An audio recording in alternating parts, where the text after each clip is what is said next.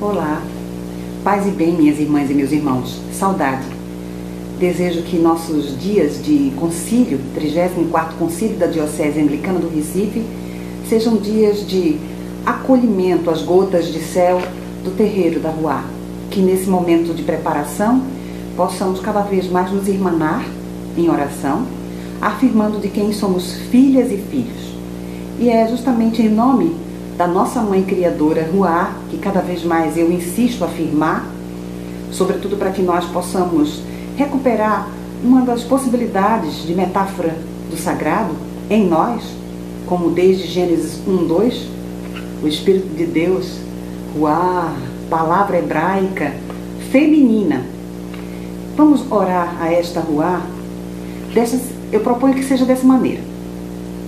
Conversando certa vez com Luciano Barbosa, lá da Missão da Liberdade em Jaboatão, ele dizia: Lilian, eu tenho observado que quando nós pronunciamos o A, o fato de que é muito característico da língua hebraica, né? Que as palavras sejam onomatopaicas, né? À medida que nós pronunciamos, nós sentimos, nós vivemos. Então, nessa perspectiva, essa é a nossa oração para este momento.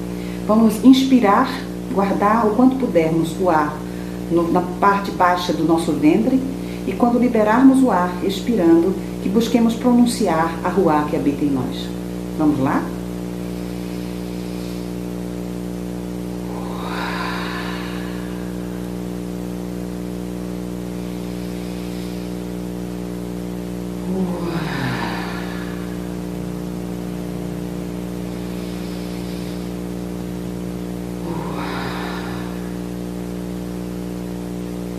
Que esse tempo conjunto de partilha seja, sobretudo, de bênção, de estarmos afirmando-nos filhas e filhos do coração da Ruá e canais seus para colher os seus sopros.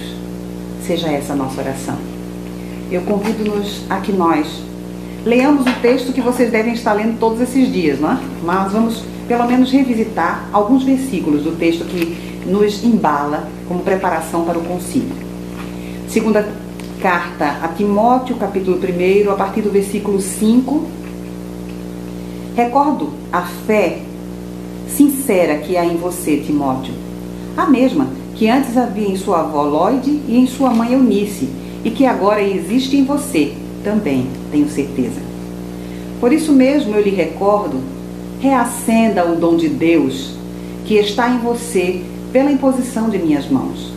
Pois Deus não nos deu um espírito de covardia, mas de força, amor e prudência. Portanto, não se envergonhe de dar testemunho de nosso Senhor, nem de mim, prisioneiro dele. Ao contrário, com a força de Deus, sofra comigo pelo Evangelho. Deus nos salvou e nos chamou com vocação santa, não por causa de nossas obras, mas por causa do seu próprio plano e graça. Essa graça nos foi concedida em Cristo desde os tempos eternos. Agora, porém, tornou-se conhecida por meio da encarnação de Cristo Jesus, nosso Salvador. Ele destruiu a morte e fez brilhar a vida e a imortalidade por meio do Evangelho, para o qual eu fui constituído pregador, apóstolo e mestre. É esse o motivo pelo qual sofro tais coisas. Mas não me envergonho, porque sei em quem acreditei, e estou certo de que ele tem poder para guardar o meu tesouro até aquele dia. Tome, por exemplo, as palavras sadias que ouviu de mim, com a fé e o amor que há em Jesus Cristo. Guarde o tesouro por meio da Ruá que habita em nós. Palavra do Senhor. E para que de fato seja palavra do Senhor, encarnemos o que dela podemos aprender, para que possamos de fato ter teologia encarnada no cotidiano. O tema que nós vamos dialogar agora é justamente a espiritualidade e coragem para testemunhar na luta contra o racismo. Gratidão ao Bispo Peixoto e ao Deão Gustavo Gilson pelo convite para falar sobre esse tema que atravessa a minha existência, que atravessa o meu corpo como mulher negra nordestina. Gratidão. E eu quero compartilhar com vocês, vou mostrar aqui na tela, vou sumir um pouquinho, não sei se vocês conseguem ver tal qual, não sei se ajuda, porque a ideia era de ter um esquema que pudesse facilitar a compreensão do nosso tema, porque se este ficar para nós, depois eu posso mandar a foto desse desenho, cumprir o meu papel, digamos assim. Pois bem, bem menos preocupada em fazermos uma exegese do texto e bem mais ocupada em que busquemos encarnar as teologias que nós acreditamos, não é? Que nós fazemos e vivemos, de modo que possamos transformar as estruturas injustas desde dentro da igreja, não é? E que possamos, por exemplo, ter como eco do texto sagrado o enfoque do tema, que é a coragem de testemunhar, né? Eu quero nos convidar a primeiro enegrecer a afirmação que vem do texto bíblico, nos dizendo que a Ruá habita em nós e nos ajuda a guardar o tesouro que nos foi confiado. Não duvidemos disso, acolhamos isso com alegria e gratidão. E eu quero nos convidar a nos lembrarmos e afirmarmos a nossa identidade enquanto parcela pequena do povo maior da Ruá, da Igreja de Cristo, que tem como, no seu fazer cotidiano teológico, 3 características fundamentais. Não que isso seja exclusivo do jeito anglicano de ser, mas é algo que a partir de Richard Hooke, o teólogo inglês, nós costumamos dizer que esse fazer teológico pressupõe que nós, que encarnamos a teologia, consideremos as Sagradas Escrituras, a tradição como testemunho vivo de quem já se foi, de quem já fez a sua Páscoa e se antecipou na festa dos céus, e a razão, característica humana que nos deve constranger a que, a partir dos aprendizados que colhemos dos textos sagrados, possamos corporificar em ações, concretamente, maneiras, modos, jeitos de transformar as injustiças, para que de fato aqui e agora vivamos gotas de céu do terreiro da Ruá. Então, eu fiz esse esquema para primeiro dizer que nessa circularidade, a circularidade da espiritualidade, né? É essa abrangência da espiritualidade que eu gosto sempre de me referir a uma metáfora que eu ouvi com muita propriedade da minha mestra Rafinha, mestra de Reiki e de sabedoria ancestral, de povos originários, no uso de plantas fitoterápicas. Rafinha deu certo exemplo que eu gosto muito, eu já ouvi outras vezes, mas eu gostei muito da simplicidade com a qual ela compartilhou essa metáfora. A espiritualidade, pensemos que cada qual de nós, pessoas, somos como peixes, né? E a espiritualidade é como se fosse um oceano, nós somos peixes no oceano. Mas algumas pessoas, talvez entre nós, tenham aquário, né? O aquário, que também serve para acomodar peixes, né? É como a religião. Ou seja, essa metáfora do oceano e do aquário nos ajuda a melhor compreendermos a distinção entre espiritualidade e religião. Embora sejamos pessoas religiosas, embora nos afirmemos parte da tradição cristã, e mais especificamente da tradição anglicana, e por isso que eu quero enfocar no nosso jeito de pensar a teologia, e o pensar a teologia necessariamente significa corporificar a teologia, isso tem a ver com o nosso jeito de viver a espiritualidade, por entender que não há como separar, não deve haver essa dicotomia, mas sim essa afirmação de que é na vida cotidiana, nos corpos encarnados, que podemos sentir e sentimos a revelação do sagrado, a Ruá que habita em cada qual de nós, nos impele a que essa espiritualidade nos mova para transformar as injustiças que nos cercam, não é? E que habitam a humanidade. E é sobre um tipo específico de injustiça que eu quero conversar com vocês, que é o racismo. Pois bem, pensando então as escrituras a tradição e a razão, se nós buscarmos do tema que nos foi oportunizado refletir, né? A espiritualidade e coragem para ser testemunho na luta contra o racismo, temos nas Escrituras o eco do texto que nos fala sobre coragem, porque o espírito que nos foi dado não é um espírito de covardia, mas sim de coragem, de prudência e de amor, para que possamos agir nessa realidade. E aí aprendemos do testemunho, inclusive o eco, né?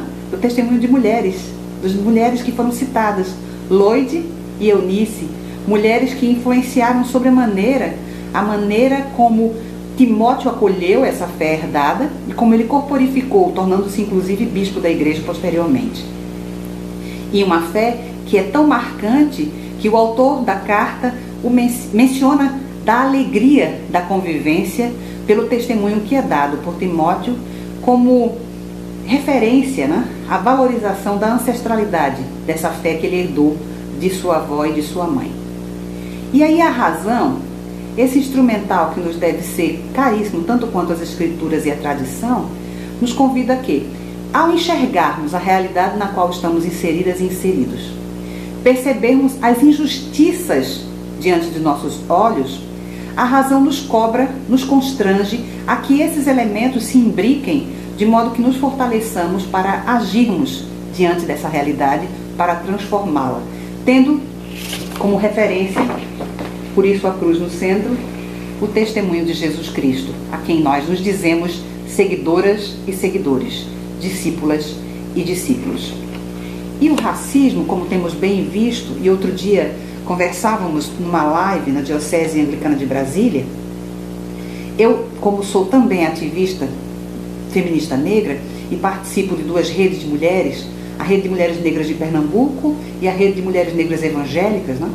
Nas duas redes, nós escutamos os ecos dos clamores desde dentro, mas também de nossas manas negras, cujos filhos têm sido assassinados pela mão do Estado através da polícia. E a cada, como sabemos, né, é algo que precisa ser repetido sempre para que nós atentemos à gravidade do problema.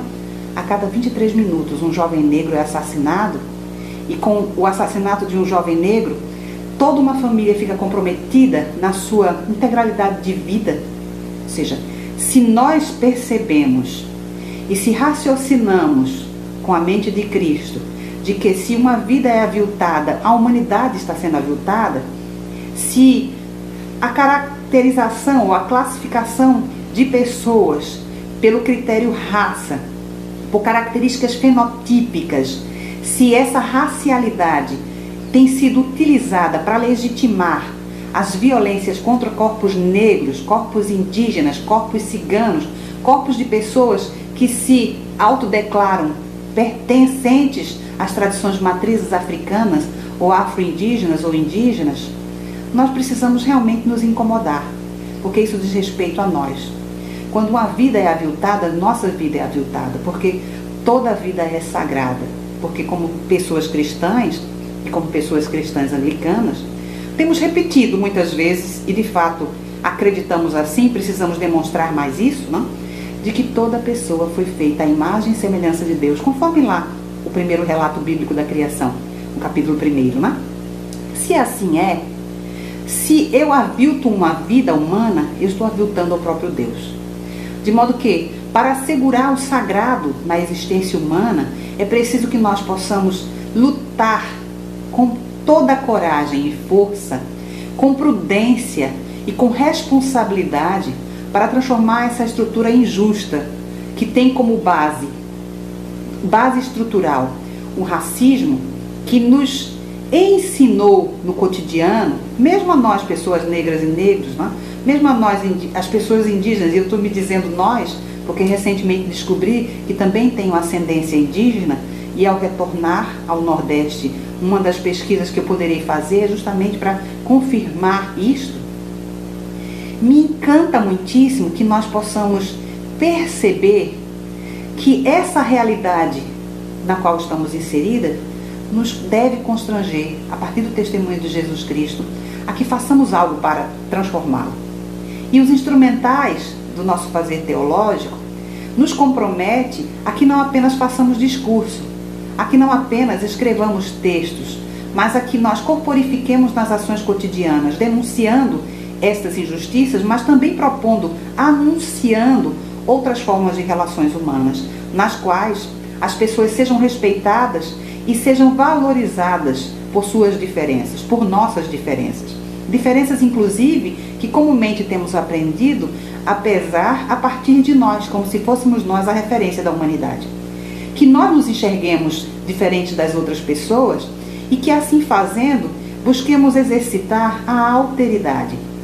A alteridade que nós muito bem aprendemos, por exemplo, da filosofia africana Ubuntu, dessa palavra que repetimos muitas vezes e que nestes dias, em especial hoje, que estamos no quinto card da série Enegrecer, do Abraço Negro Pastoral Afro da Diocese Meridional, trouxemos o conceito de Ubuntu a partir do nosso querido irmão arcebispo emérito Desmond Tutu. E Tutu nos diz muito bem, né? Essa afirmação de que eu sou porque somos conjuntamente é o reconhecimento de que quando uma pessoa é violentada, toda a humanidade é violentada. Mas isso não é apenas do ponto de vista retórico, isso deve ser compreendido na nossa encarnação, de modo a que nós nos inquietemos quando percebemos que nos lugares onde estamos não há essa diversidade, porque há um critério de racialidade que delimita até onde algumas pessoas e grupos podem ir ou não. Se nós somos a segunda população no mundo, né? mais negra, inclusive fora da África a mais negra, só perdemos para a Nigéria, como se dá que o Brasil, com essa dimensão continental, em que nós somos maioria, não sejamos maioria nos espaços de poder e decisão? Não sejamos maioria, inclusive, nos espaços de poder e decisão, desde dentro da igreja. Recentemente, por conta de toda essa comoção, quase sempre seletiva, mas a comoção que nos fez, por exemplo, enxergar esse racismo no Brasil como também gritante, embora ele já aconteça desde sempre, nos motivou, enquanto lideranças negras e indígenas da Igreja Episcopal Anglicana do Brasil, a nos reportarmos à Câmara Episcopal e solicitar um pronunciamento oficial de nossa igreja, porque as nossas vidas estão ameaçadas, têm sido ameaçadas, e nós temos sido violentadas e violentados. E aí, por óbvio, agradecemos muitíssimo porque prontamente a Câmara Episcopal emitiu um pronunciamento, e esse pronunciamento nos serve de documento suleador das ações que assumiremos a partir de agora, reconhecendo a luta contra o racismo como uma pauta prioritária. Rendamos graças a Ruá por isso. Pois, como eu dizia, como estou na Diocese Meridional aqui no Rio Grande do Sul, nós há um ano, no dia 25 de julho de 2019, lançamos a Pastoral Afro Abraço Negro, que tem instrumentalizado a Diocese, e não apenas a Diocese, porque geralmente os encontros recentes têm sido mais públicos, via redes sociais, com hermenêuticas feministas e feministas negras, a partir de teologia enegrecida, a partir do diálogo com também os saberes e conhecimentos indígenas, para que nós possamos revisitar os textos bíblicos e, assim fazendo, rever as teologias colonialistas que nós aprendemos, que reproduzimos e perpetuamos e que tem perpetuado e legitimado o racismo estrutural desde dentro de nossa igreja, que tem assumido um racismo institucional que cada vez mais precisa ser denunciado. Estamos nos inícios ainda, celebrando um ano, mas também conosco vivemos a experiência de deflagração de processos de criação de pastoral afro em várias partes da nossa IEAB. Tudo isso para a glória e louvor de quem nos criou como pessoas, filhas e filhos seus. E eu quero com muita alegria agradecer pela escuta qualificada e compartilhar que, como pessoas de fé e oração, eu e Antônio Amaro, meu amado, temos sentido, crido e pedido muitíssimo a Ruá que, aproximando-nos do tempo de vencermos a pandemia e também de assistirmos à queda da quadrilha que está no poder, viveremos no Nordeste em particular, mas em todo o Brasil, um tempo de reconstrução. E no dia 27 de julho estamos voltando para nos somarmos a vocês em Recife, para que possamos conjuntamente pensar ações antirracistas conjuntamente e voltar nossos olhos enquanto instituição e igreja para os povos, para as pessoas, para as comunidades que são mais perseguidas e que têm suas vidas ameaçadas, sobretudo nesse tempo de pandemia e cujas consequências têm sido danosas para a existência da humanidade. Queremos nos somar nesse mutirão, é como nós temos chamado, e desde já dizer: somos porque somos juntas. Ubuntu. Na sequência eu quero oferecer a vocês uma canção para que vocês possam conosco louvar Aruá, a quem dedicamos este diálogo. Até breve no concílio. Cheiros e bênçãos. Gratidão.